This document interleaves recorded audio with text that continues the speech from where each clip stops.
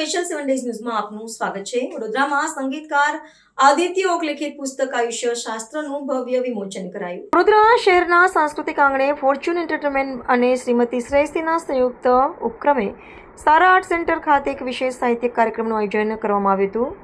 આ સમારોહમાં જાણીતા સંગીતકાર આદિત્ય ઓક દ્વારા લિખિત નવતર પુસ્તક આયુષ્ય શાસ્ત્ર આયુષ્માન જીપીએસનું વિધિવત વિમોચન કરવામાં આવ્યું હતું। આ પ્રસંગે મહારાષ્ટ્રના સુપ્રસિદ્ધ સંગીતકાર કૌશલ ઇનામદાર અને ડોક્ટર શ્વેતા કાળુનશંકર જેજુરકર ખાસ તરીકે ઉપસ્થિત રહ્યા હતા। ખાસ અતિથિ તરીકે ઉપસ્થિત રહીને કાર્યક્રમની શોભા વધારી હતી। આ પુસ્તક લેખકના પિતા વિદ્યાધર ઓકની પ્રેરણાથી આકાર પામ્યું છે। વિમોચન સમારોહ દરમિયાન કૌસ્તુભ દીવાને લેખક સાથે વિશેષ મુલાકાત યોજી હતી, જેમાં આદિત્ય ઓકે પુસ્તકના સર્જન પાછળની રોચક સફર વર્ણવી હતી। તેમણે જણાવ્યું હતું કે આ પુસ્તકની રચના માટે તેમણે 30,000થી વધુ જન્માક્ષરોનો અત્યંત ગહન અને વિશ્લેષણાત્મક અભ્યાસ કર્યો છે।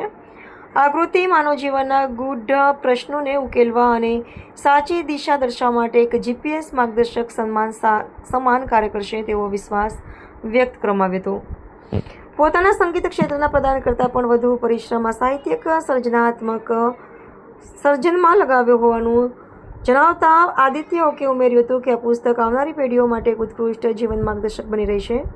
વડોદરા જેવી સંસ્કાર નગરીના પ્રબુદ્ધ અને કલા રસિક શ્રોતાઓ સમક્ષ પોતાની કૃતિ રજૂ કરવાનું તેમને અત્યંત ગૌરવ અને આનંદ છે। આ સમારોહને વડોદરાના કલા અને સાહિત્ય પ્રેમીઓ દ્વારા ઉષ્માભર્યો प्रतिसाद सापड्यो હતો। वस्तुस्थिती अशी आहे की हे वाटणं हिनी हा जो बायोडेटा वाचला हा थोडक्यात नव्हता, हा सगळा होता। म्हणजे पुस्तकात तुम्ही जेव्हा विकत घ्याल तेव्हा तुम्हाला हेच सगळं तिथे वाचता येणार आहे। तिने थोडक्यात म्हणून सगळंच वाचून दाखवल्यामुळे नाही मी काही मुद्दे कापले तर जरा थोडक्यात म्हणून तिने जरा सगळं वाचून दाखवल्यामुळे झालं असं की वेळ कुठे कधी मिळतो तुला हे सगळं करायला हा प्रश्न पडणं स्वाभाविक आहे। पण वास्तविक पाहताना आपल्याकडे खूप वेळ सगळ्यांकडे असतो। म्हणजे एखाद्या चित्रपटासाठी कौशलसाठी आज जर मला रेकॉर्डिंग वाजवायचं तर मला दिवसातनं 3च तास खर्च करायचे, माझा अख्खा दिवस त्याच्यात जाणार नाही। किंवा मला एखाद्या जिंगलचं रेकॉर्डिंग करायचंय तर तिथे पण माझे 3च तास खर्च होणार आहेत। त्याच्यामुळे बऱ्याचदा असं असतं की बऱ्याच लोकांना असं वाटतं की आम्ही खूप व्यस्त असतो आणि ते बरोबर चुकीचं असतं। आमच्याकडे उलट खूप जास्ती वेळ असतो आणि नाही रे तो बिझी असेल म्हणून त्याला आपण बोलवूयाच नको म्हणून सुद्धा खूप कामं हातातनं जात असतात अशा वेळेला। तर जेव्हा लोकांना असं वाटत असतं की आम्ही खूप बिझी आहोत आणि जेव्हा आम्ही बिझी नसतो त्या वेळात मी हे पुस्तक लिहिलं नाही। त्यामुळे हे पुस्तक लिहिण्यासाठी माझ्याकडे भरपूर वेळ होता, जो लोकांना असं वाटणं स्वाभाविक आहे की ते नव्हता। आणि आता जरा सिरियसली थोडंसं पुस्तकाविषयी सांगायचं तर मुळात बाबांचा माझ्या 77 साली माझा जन्म झाला आणि त्याच्यानंतर जवळपास 6-7 वर्षापासून बाबांना मी ज्योतिषशास्त्र घरी अभ्यासताना आणि कन्सल्ट करताना मी बघत आलोय। कारण का आता आपण मोबाईल फोनमध्ये कुठचंही ऍप उघडलं तर त्याच्यातनं आपल्याला पटकन कुंडली करून मिळते। काही कुंडली करणं हे काही रॉकेट सायन्स, ऍक्च्युअली ते रॉकेट सायन्स नाहीच आहे आणि आता तर अल्गोरिदममुळे तर खूप सोपं झालंय ते।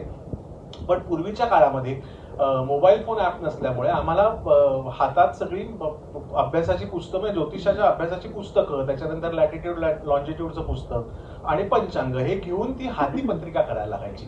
आणि ही एक पत्रिका करायला साधारण 20 ते 25 मिनिटाचा अवधी लागतो, कारण त्याच्यामध्ये गणिताचा भाग आहे। ती शिकवली तर कोणालाही करता येऊ शकते। त्यामुळे व्हायचं असतं की बरं त्या काळात लँडलाईन्सच फक्त असल्यामुळे आमच्या घरी एक कर्म असं कायम चालू असायचं की फोन वाजला की हॅलो डॉक्टरांची अपॉइंटमेंट हवी, आज रात्रीची मिळेल का? हो मिळेल।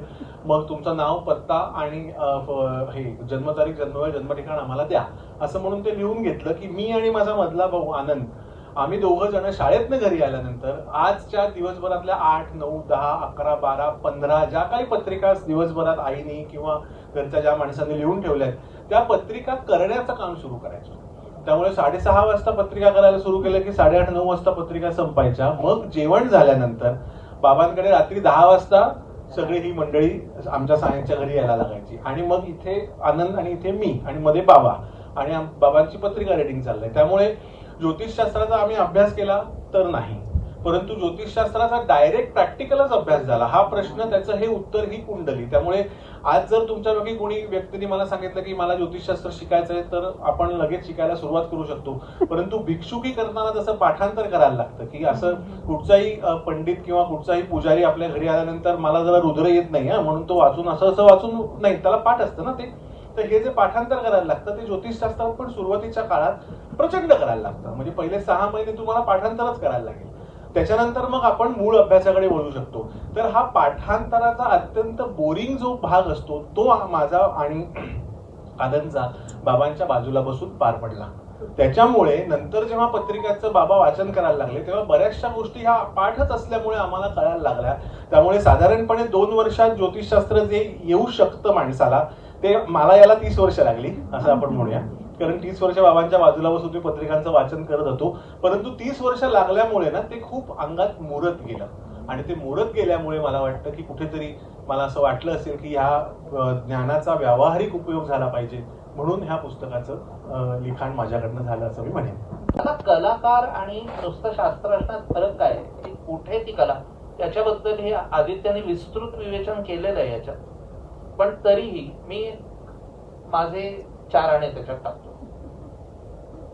की जेव्हा प्रक्रिया नाहीशी होते तेव्हा त्या शास्त्राची कला होते. तुम्ही 2 + 2 म्हणजे 4 हे लहानपणी शिकलेलं असतं. लहानपणी शिकताना तुम्ही 2 + 2 म्हणजे 1, 2, 3, 4 असे सुटे सुटे मोजता.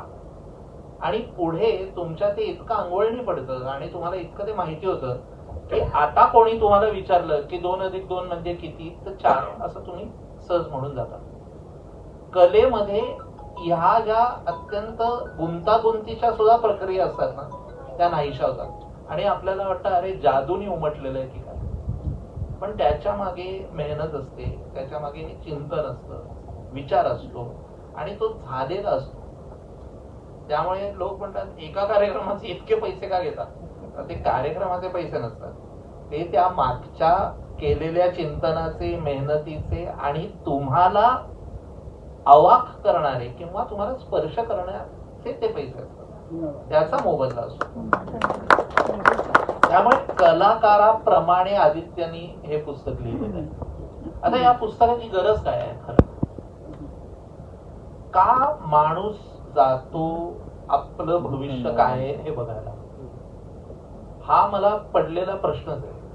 आणि मी तुम्हाला खरं सांगू का, माझा अजून विश्वास आहे का नाही, मी एखाद्या ज्योतिषाकडे जावं का न जावं, याचा मी अजून विचारच करतोय. पण नियती नावाची गोष्ट असते, त्याशिवाय आज इथे माझा येण्याचा योग नव्हता. मी 30 वर्षापूर्वी 35 वर्षापूर्वी रुपारेल महाविद्यालयात ऍडमिशन घेतली नसती